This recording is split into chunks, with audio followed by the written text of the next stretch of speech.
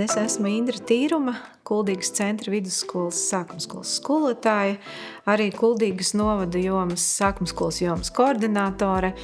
Esmu praktiķis skolā jau 28 gadus, un tad, kad tika ieviesta kompetenču pieeja mācību saturā, tad sākumskola saskārās ar tādu pilnīgi jaunu lietu, gan saturā, gan vērtēšanā. Un tā bija sanācis, ka mums bija ļoti daudz neskaidrību, un it kā jautājumi tika risināti, bet mēs neguvām tādas pamatīgas pārliecinošas atbildes tam visam, jo sākumskolas skolotāji tomēr grib pamatīgu un tādu īstu skaidrību bez tādām liekiem jautājumiem, un tā visu Latvijas novadu jomu koordinātori mēs vienojamies, ka izveidosim tādu sadarbības grupu. Un patiesībā 4,5 gadu laikā tas ir, es teiktu, tāda lieliska sākumskolas jomu koordinātoru kopiena, kur mēs izglītojāmies, kur mēs guvām atbalstu, tāda laba pleca sajūta viena otrai, jo visi jautājumi, kas saistīti ar mūsu darbu, ar mācību procesu, tika atrisināti tūlīt, uzreiz, katram savu pieredzi liekot klāt, un tā mēs sapratām, ka ar to savu problēmu mēs neesam vienas pašas. Un mēs ne tikai tā draudzīgi parunājāmies, mēs aicinājām uz sadarbību, uz sarunu dažādu jomu ekspertus. Mums bija aicinājumi pie sevis e-klasu izskaidrot, kā fiziski ievietot vērtējumus, kā tas notiek. Aicinājām arī latviešu valodas ekspertu, kas izstrādāja programmu, lai mums izskaidrotu to jauno, kāpēc ir šādi, kāpēc nav tas, un atkal ir cita pieeja iedota, un tā mēs sadarbojamies gan par vērtēšanu, un gan neviens mums neatteica. Visi saprata to, ka sākumskolas skolotāja kopiena kā vispār, ne tikai jomu koordinātori, bet mēs esam ievērojams skaits Latvijā, ar kuru ir jārēķinās, jo galu galā mēs ieliekam skolā pašus pamatus. Mums ir jābūt skaidrībai un tādai vienotai skaidrībai par lietām, kas saistītas gan ar mācību satura apguvi, gan ar vērtēšanu. Un tā tapa šis, es teiktu, tāda sadarbības grupa, kas jau ir pāraugusi draudzībās, un mēs turpinām šo te atbalstu. Tagad mēs būsim sākumskolas jomas metodiķi, katrs savā novadā, un jau tagad sadarbībā ar valsts metodiķi sākumskolā mēs redzam, ka lietas tiks kārtotas un sakārtotas, jau ir zināma skaidrība ieviesti, jau iezīmēti nākotnes galvenie darbi un virzieni, tā kā es par to, kā sākumskolas skolotājs un arī jomas metodiķis priecājos, ka pamazām sākumskolas posmā tiek tieši skolotāji atbalstam un tādam produktīvam darbam bez neskaidrībām pamazām lietas sakārtojas. Ties gan bija jāpieiet daudz ilgākam laikam, bet tas, kas notiek, tas notiek šobrīd pamatīgi. Par mācību līdzekļiem runājot, pirmā lieta, ko es gribu uzsvērt, ka tieši mācību līdzekļu trūkums laikam bija tas, kas visu sākumskolas skolotāju kopienu un to sajūtu darbā, ikdienas darbā padarīja tādu, reizēm pat liekas, ļoti apgrūtinošu. Es pat teiktu, kādam varbūt raisīt bezcerību par to, ka man ir jārada atbilstoši standartam viss saturs pašām. Un mēs ārkārtīgi gaidījām to brīdi un priecājāmies par jebkuru izdotu jaunu mācību līdzekli, kas atbilst jaunajam standartam. Kas ir tas noteicošais, kam par labus lietas sākumskolas skolotājs? Pirmkārt jau tas ir paša mācību līdzekļa tāda saprotamība, ka mācību līdzekļos ir tāda sava sistēma, gan izkārtojumā, gan lietošanā, jo jāņem vērā to, ka ne jau tikai skolotājs darba vērtībai iegādājas vai teiksim, uzdevumu dažādošanai šos mācību līdzekļu komplektus, bet galvenais akcents jau ir uz to, ka tos lietos bērni un tos lietos sākumskolas skolēni. Tātad par visu tematu izkārtojumu, par to, kur var ieraudzīt sasniedzamo rezultātu, rezultātu, jo tā ir daļa no stundas, komunicēt par sasniedzamo rezultātu. Tad vēl ļoti būtiski ir tas, ka man kā skolotājiem ir iespēja izvēlēties starp uzdevumiem tos, kur būtu pielāgojumi tieši manas klases skolēniem. Tātad uzdevuma dažādība, arī uzdevuma diferencēšana, gan vienkāršāki, vieglāki, gan sarežģītāki uzdevumi. Tad vēl lieliski iespēja ir tas, ka mācību līdzekļos mēs atrodam arī skolēniem pašvērtēšanas iespējas, kur stundas beigās skolēni paši var izvērtēt, kā viņam veicies, kas ir tas, ko viņš šajā stundā darīja, vēlreiz atsaukt atmiņā un galu galā pārliecināties, cik labi es to saprotu.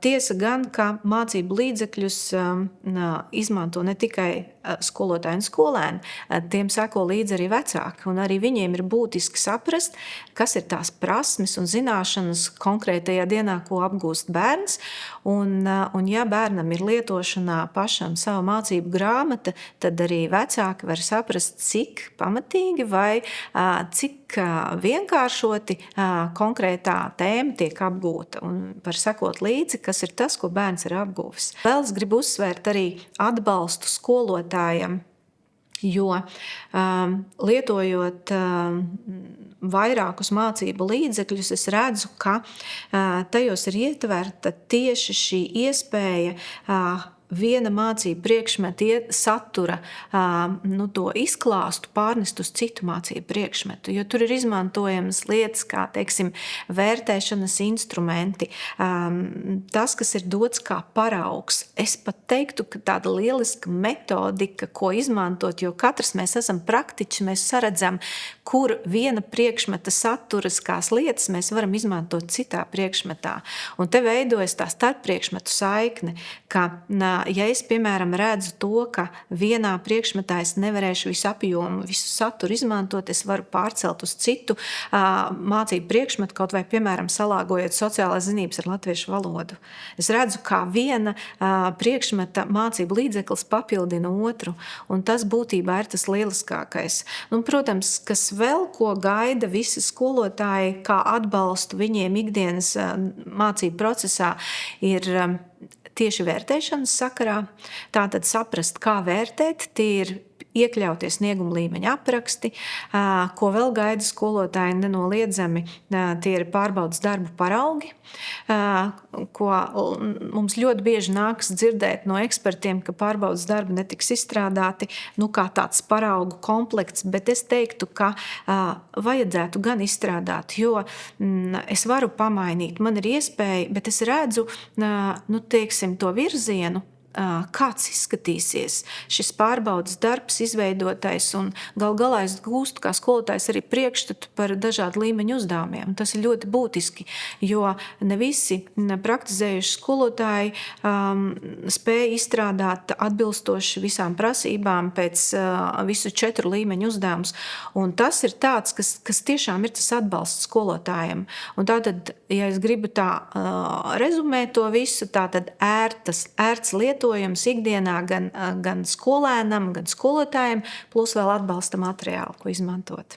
Ja mēs runājam par Skolas vārds izdevniecības izveidotajiem mācību līdzekļiem, es teiktu, ka tā labā lieta ir tā, ka būtībā mēs redzam praktiski gandrīz jau 100% noklātu visu sākuma skolas izglītības posmu.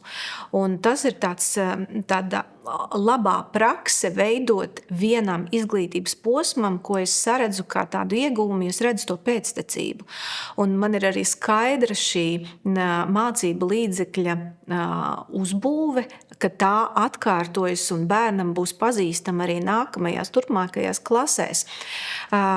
Visu, ko es esmu minējusi, tās labās lietas, kuras ir svarīgas skolotājiem, es tās saredzu arī Skolas vārds izdevniecības mācību līdzekļos, tieši par šo te satura pārnesi, jeb starppriekšmetu saiknes veidošanu, par atbalsta materiāliem skolotājiem. Man ir ērti lietot šos mācību līdzekļus, jo man ir piekļuva arī pieejami digitālie mācību līdzekļi, kur es varu gan parādīt stundā uz ekrāna. Līdz ar to bērniem ir vienkāršāk sekot līdzi.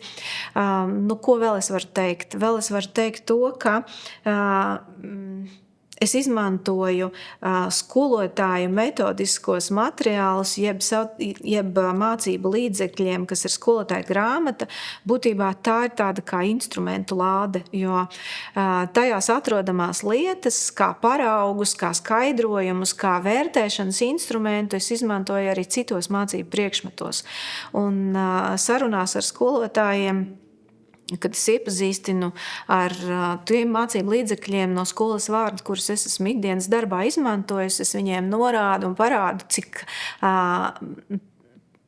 kādas lietas mēs varam vienkāršoti iemācīt bērniem. Kaut vai, piemēram, pašvadīta mācīšanās. Es teiktu, ka sociālo zinību mācību līdzekļu komplekts no 1. līdz 3. klasei ir tāda lieliska ideju krātuve, jebkuram skolotājam, kā es varu iemācīt pašvadīt mācīties. Ir īpaši 2. klases temats par mērķu izvirzīšanu. Tur visu var atrast. Un, kur vēl izmantoju izdevniecības skolas vārds mācību līdzekļus, es esmu Latvijas Universitātes lektore arī. Un mācu jaunos skolotājus, topošos skolotājus, un tieši sociālo zinību metodiku viņiem mācu. Un tad es iepazīstinu viņus ar mācību līdzekļu komplektu, ar to, kā ir izkārtoti temati, cik viegli un vienkārši to ir lietot, kā izmantot pašvērtēšanas rīkus, kas ir ietverti mācību līdzekļos. Iepazīstinot arī skolu direktorus ar pieejamiem mācību līdzekļiem sākumskolas posmā, man kā labs paraugs ir kalpojis skolas vārds izveidotais mācību līdzekļu visu klašu aptvertais komplekts, ko es esmu ieteikusi arī šādi domāt par mācību līdzekļu iegādi, ja mēs runājam par konkrētu klašu posmu, skatīties, kas ir tie mācību līdzekļi, kas aptver pēc iespējas vairāk mācību priekšmetu.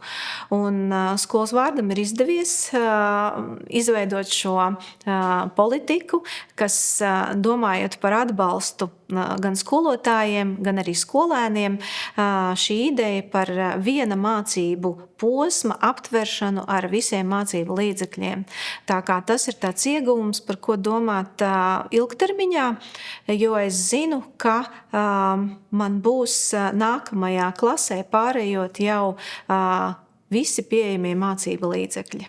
Es domāju, ka jūsu izveidotais mācību līdzekļu komplekts, jeb tā saucamā pirmklasnieku kaste, ir ārkārtīgi lielisks piemērs tam, kā parādīt un dot signālu pašvaldībām un ziņu skolām, ka lūk, te ir viss nepieciešamais, kas ir vajadzīgs vienā klašu grupā. Jūs esiet sākuši ar 1. klasi, un tas ir ļoti būtiski, jo jāņem vērā ir arī 1. klases skolēnu vecumposma īpatnības, ka skolēni tikai mācās prasmi lietot mācību grāmatu, mācās iepazīt tās izkārtojumu, saprast, kas tajā atrodas. Ļoti būtiski ir visa šī mācību procesa pakāpeniska apguve. Un tāpēc tieši 1. klasē būtu ļoti noderīgi šāds viss komplekts, nevis tikai atsevišķi mācību līdzekļi, bet viss kopums, tā skaitā arī dienas grāmata un veidotās atgādnes. Protams, mēs varam runāt par naudas jautājumu, un tas ir tas, kas Latvijas kontekstā ir jāņem vērā, bet ja mēs domājam gudri un domājam ilgtermiņā, tad sākt ar vienu klašu komplektu pilnīgu nodrošinājumu visos mācību līdzekļos, kas tālāk jau nākamajiem, mainoties skolēniem, jau viens klašu komplekts pilnībā būs nokomplektēts.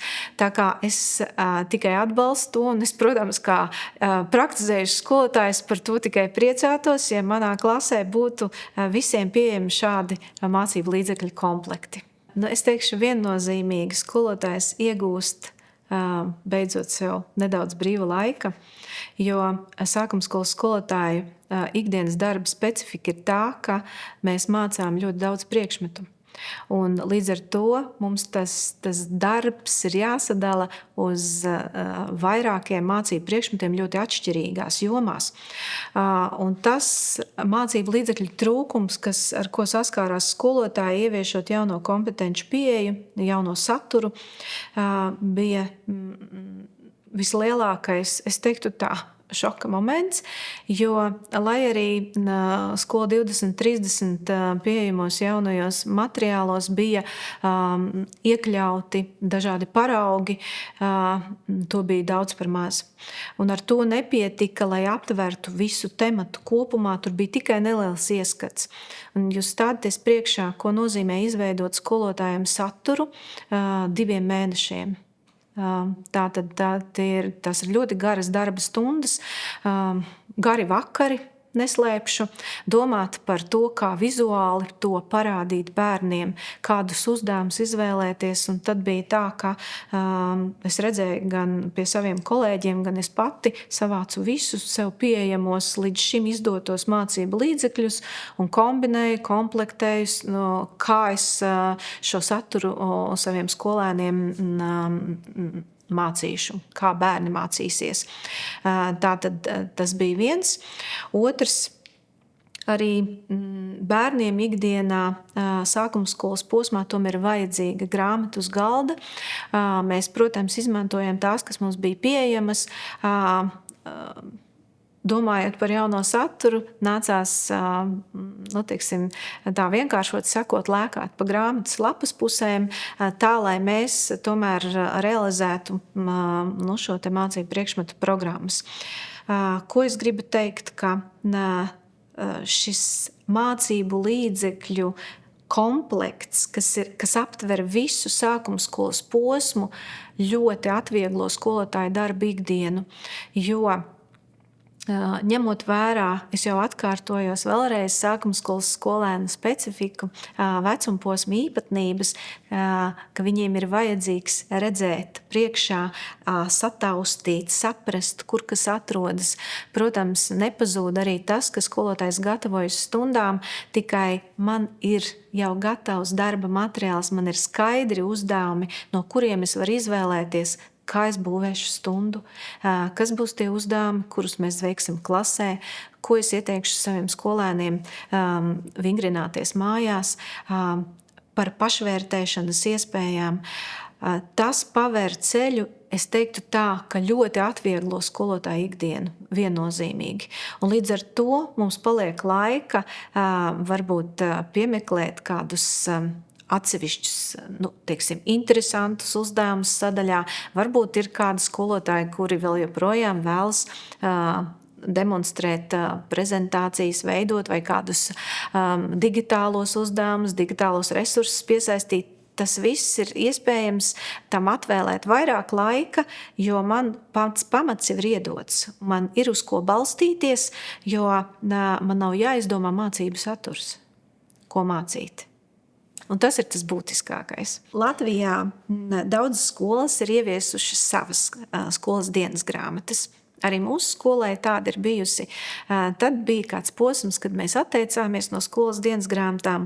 Un šobrīd, domājot par pašvadītas mācīšanās attīstīšanu jau sākuma skolas posmā, mēs aizvien vairāk novērtējam dienas grāmatas kā produkta lietošanu ikdienā. Un, manuprāt, dienas grāmatas tas formāts un tas, kas ir ielikts dienas grāmatā, vēl papildus šīs lietas par lasīšanas uzraudzīšanu ikdienā, par savu mērķu izvirzīšanu. Tās ir lietas, kas virza jau un liek domāt par pašvadītu mācīšanos skolēnam jau sākuma skolas posmā.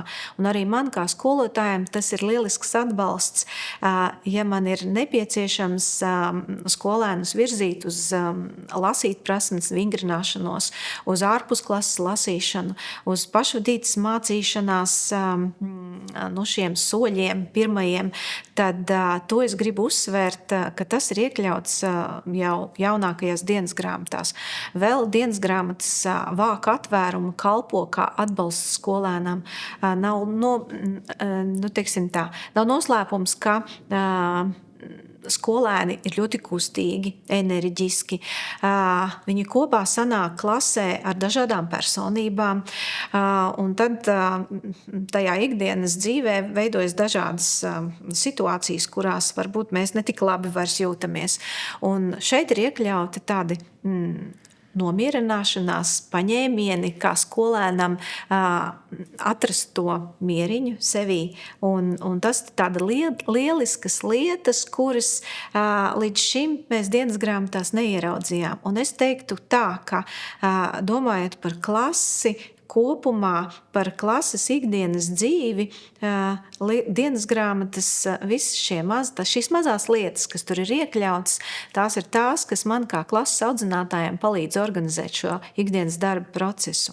Un vēl, kāpēc mēs pamazām atgriežamies pie dienas grāmatām un arī izvēlamies dienas grāmatas, tas, ka tas palīdz ikdienā bērnam apgūt šo te skolas kārtību, mācību stundu rakstīšana, vai mēs rakstām uzdoto, vai mēs akcentējam tikai to būtiskāko, bet es teiktu tā, ka tā ir tāda lielisks plānošanas līdzeklis, jeb ceļš uz pašvadītu mācīšanos. To es pārliecinājos pagājušajā mācību gadā, kad man bija 3. klase, kā mēs darbojāmies ar dienas grāmatu un kā tas kalpo par tādu motivācijas rīku un pašvadītas mācīšanās rīku. Vēl joprojām, un es domāju, ka tas arī turpināsies, ka 1. klasē mēs sākumā sagaidīsim ļoti dažādi sagatavotus 1. klases skolēnus, jo tas ir, es domāju, ka pamatā tas vairāk ir saistīts ar to ikdienu, kāda ir bērnu dārzā un kāda ir skolā. Es esmu bijusi uz bērnu dārziem vērot nodarbības, un es esmu patīkami pārsteigta un priecājos par to, cik 6-gadīgo apmācībā tas nodarbības saturs, cik daudz viņi apgūst un mācās. Un es teiktu tā, ka organizējiet sadarbības diskusijas savā starpā starp bērnu dārzu 6-gadīgo apmācību skolotājiem un sākumskolas 1. klašu skolotājiem, jo tad pazudīs šī,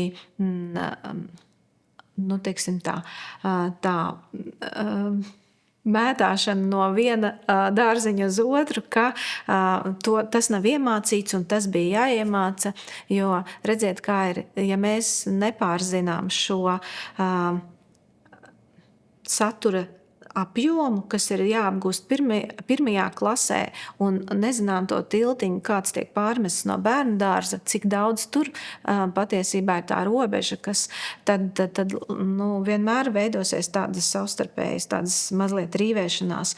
Bet tiesa gan taisnība, tās šķēres ir diezgan platas starp bērnu dārzu un to, kādam būtu jābūt atnākušam bērnam sākumskolā 1. klasē. Es zinu, ka man daudz oponēs tam, ka bērni 1. klasē, mēs sākam ar to, katram skolotājiem ir sava pieeja sākumskolā, bet redzot to mācību saturu, kāds tas ir uzbūvēts sākumskolā, jau tieši 1. klasē, mēs redzam, ka bērnam ir jāprot izlasīt. Un es zinu, ka beidzot bērnu dārzu ir jāprot lasīt atsevišķi vārdi, saliekot varbūt kopā teikumu. Es teiktu tā, ka tas ir tas iztikas minimums. Neviens nav aizliedzis lasīt vairāk, un es pat ieteiktu to darīt, jo tas atvieglo bērnam dzīvi 1. klasē. Un atbildot uz to jautājumu, te ir ļoti svarīga šī sadarbība. Un mūsu novadā šī sadarbība jau ir vairāku gadu garumā, ka mēs sanākam kopā oktobrī, diskutējam tieši bērndārza 6-gadīgo grupu skolotājiem, 1. klašu skolotāju.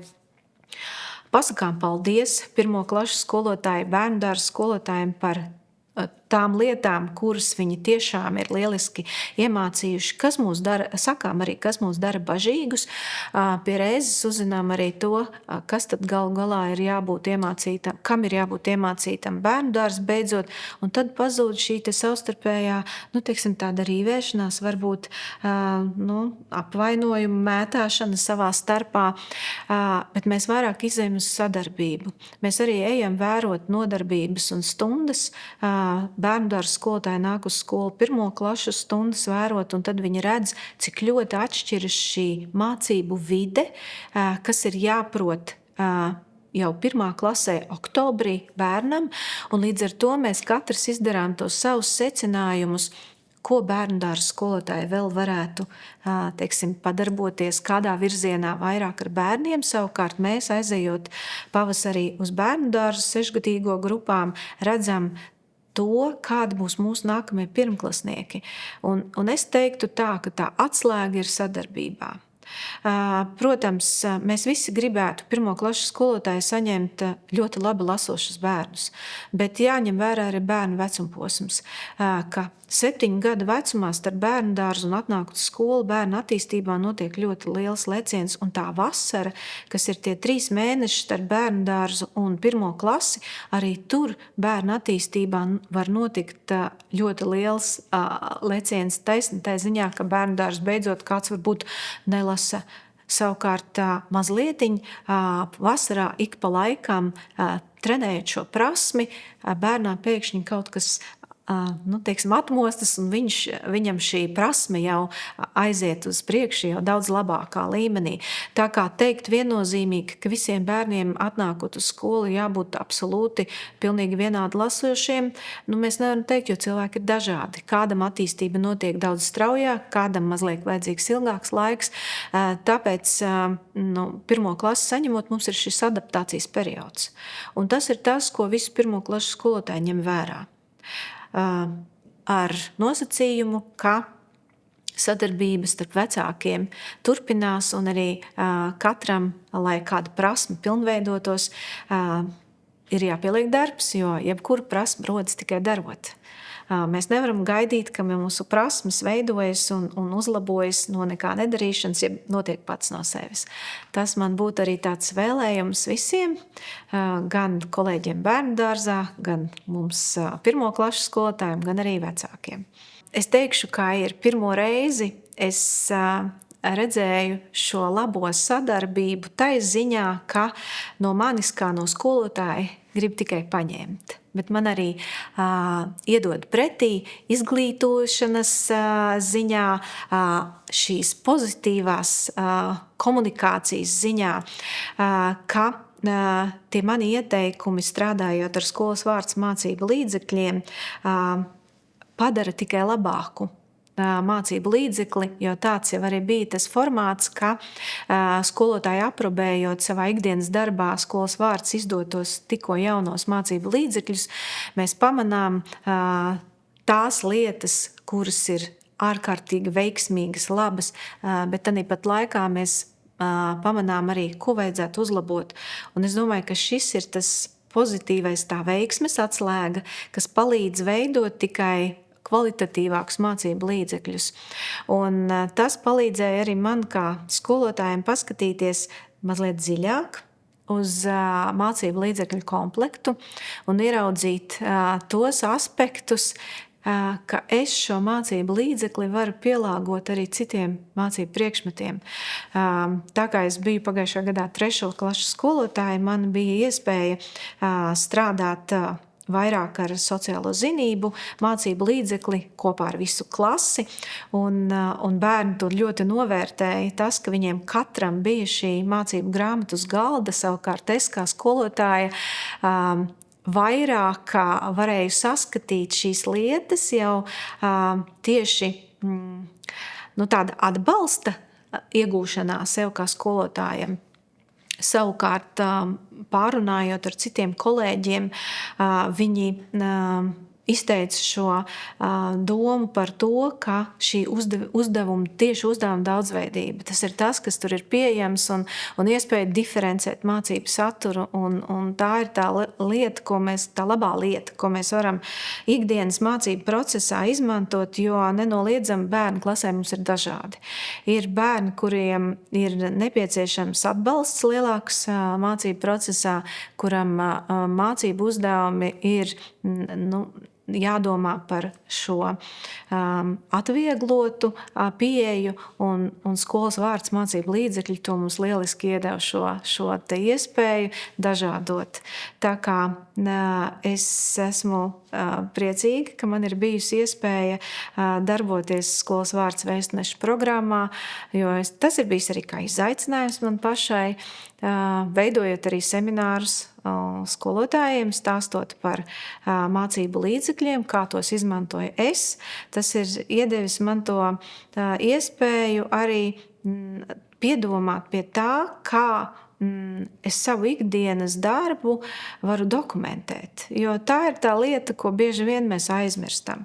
Mēs aizmirstam ikdienas mācību procesā tās labās lietas, kuras mums ir pašiem gandarījums, ka tās ir izdevušās piefiksēt kaut vai fotogrāfijās. Un šis bija tas process, tā darbība vēstneša programmā, kad es īpaši pie tā piedomāju, lai arī man būtu ko atskatīties uz savu darbu, uz to ikdienas bērnu darbošanos, un galu galā tas ir tāds lielisks veids, kā apliecināt sevi, un es domāju, ka tas bija ceļš uz labākiem mācību līdzekļiem. Un paldies skolas vārds komandai, ka viņi ir ļoti atvērti konstruktīvai kritikai un tādai pozitīvai kritikai ar domu, ka mēs esam par to, lai būtu labāki, kvalitatīvāki un skolotājiem lielāku atbalstu sniegt. Un es arī mudinu savus kolēģus, kas tagad ir izsludināti šis 4-6 posmam, pieteikties vēstneša programmā. Es viņiem saku, izmantojiet šo iespēju, jo tā patiešām ir lieliski iespēja, kurā tu vari ne tikai aprobēt savā ikdienas darbā jaunākos mācību līdzekļus, kas varbūt tev nebūtu tāda iespēja ar tiem strādāt. Un ar to es domāju strādāt visai klasē kopā. Ja mēs runājam, kāpēc kaut kas ir jāizlabo, kas ir izstrādāts, nekļūdās jau tikai tie, kas neko nedara. Un tās ir lietas, kas šis kopdarbs vēstnešiem un izdevniecībai kopā strādājot, tas ir tas, kas to produktu padara arvien labāku. Izdevniecība, kas saprot skolotāju, es teiktu, ka patiešām šī vēstneša programma, tas ir pierādījis sev un attaisnojis, ka te ir vairāk domājot kā akcents par skolotāju ikdienas atvieglošanu, jo skolotājs ir tas, kurš strādā ikdienā klasē, kuram vai nu ir, vai nu nav tie mācību līdzekļi pieejami. Un te ir tā sadarbības pozitīvā puse, kas ir ļoti atvieglojusi skolotāju ikdienu. Kas ir tie blakus produkti klases vajadzībām? Tās ir atgādnes un tie plakāti, kas palīdz, taisnīgā atbalsta sniegšanai klasē, piemēram, rakstīto burtu alfabēts dažādos formātos. Ja? Tad vēl izdotā jaunā dzējoļa grāmata, ko ir izdevusi skolas vārds, bet autori ir sākumskolas skolotāja, kas atkal saprot to ikdienas skolēna vecuma posmu un to, ko spēj paveikt skolēns konkrētā vecuma posmā un kādai mērķa auditorijai tas ir domāts.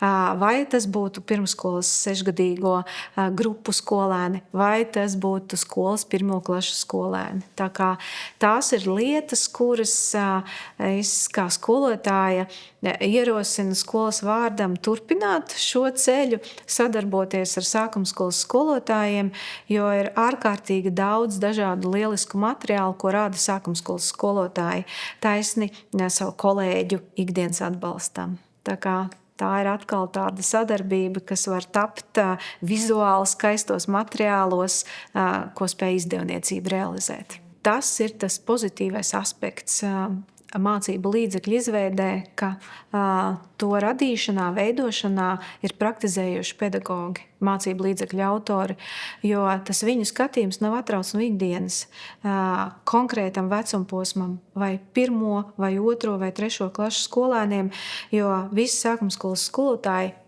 kaut reizi vai būs ik pēc laika gan 1. klašu skolotāji, gan 2., gan 3., un tāpēc mums ir skaidrs, ko spēja izdarīt bērns konkrētā vecuma posmā, un to ļoti labi var nolasīt katras klašu grupas mācību līdzeklī, gan uzdevuma dažādībā, gan attēlos, kas tur ir ievietoti, gan arī darba burtnīcu rakstu laukumā, līniju platumā, kas ir ļoti būtiski katrā klašu grupā, lai tur būtu pareizās līniju kopas, pareizā platumā, rūtiņu lielums. Tās ir tādas nianses, kas varbūt nešķiet svarīgas, bet ikdienā tas vai nu atvieglo šo darba burtnīcu vai mācību līdzekļu lietošanu, vai apgrūtina. Nu, lūk, un to saredz tieši skolotājs praktiķis. Es teiktu arī par mūsdienīgiem uzdevumiem, par mūsdienīgiem situāciju piemēriem, kas tiek iekļauti mācību grāmatās vai darba burtnīcās. Tās ir tādas nianses, kuras teiktu tā, ka praktizējuši skolotājs redz šīs dienas skolēnu dienā un saprot, kas ir tas būtiskais, kas ir šo laiku skolēniem aktuāli. Un to mēs varam ieraudzīt arī mācību līdzekļos iekšā. Tā sasaiste ar mūsdienīgumu, ar šodienas skolēnu, to, kāds viņš ir, ko skolēns prot, spēj, kas viņam patīk, kas viņu interesē, un tās lietas mēs varam atrast arī jaunākajos mācību līdzekļos.